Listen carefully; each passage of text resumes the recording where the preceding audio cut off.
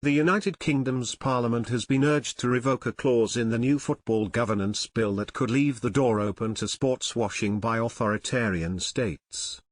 Human Rights Watch, HRW, has drawn attention to a section of the bill that, it says, may point the way to a damaging increase in state ownership under certain conditions.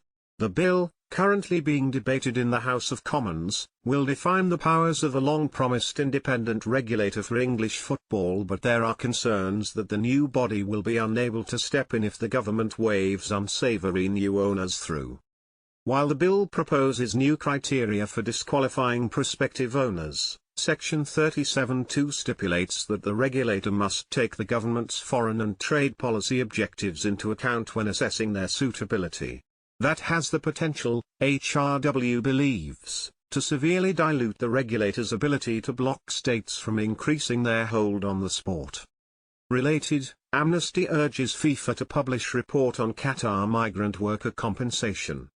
A regressive clause in the bill will undermine the regulator's independence, writes Robbie Newton, senior coordinator at HRW, in an article published on Monday. Section 37(2) requires the regulator to consider the UK government's foreign and trade policy objectives when assessing prospective owners, which could hamper the regulator's ability to block allied state actors from acquiring football clubs. Clearly, given the UK's trade interests in the region, countries like Saudi Arabia or UAE seeking to acquire teams could trigger the application of Section 37(2). State ownership has become a particularly pressing topic since the takeover of Newcastle United by Saudi Arabia's Public Investment Fund in 2021. The deal went through after passing the Premier League's owners and directors test, which was satisfied by legally binding assurances that the Saudi state would not have control over the club. Since 2008, Manchester City have been owned by Abu Dhabi United Group, led by the Emirati royal Sheikh Mansour, which is formally separate from the UAE state. Both clubs' owners have been accused of using football to airbrush human rights abuses and other crimes in the states to which they are connected. Sports washing is on the rise across global sport, Newton continues.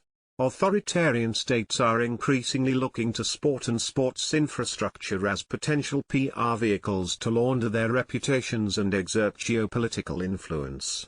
Acquiring football clubs has proved a particularly effective sports washing tactic, as they hold considerable cultural significance and lobbying power. HRW claims that, under the bill's new rules around serious criminal conduct linked to owners' wealth, the takeovers of Newcastle and Manchester City would have been blocked.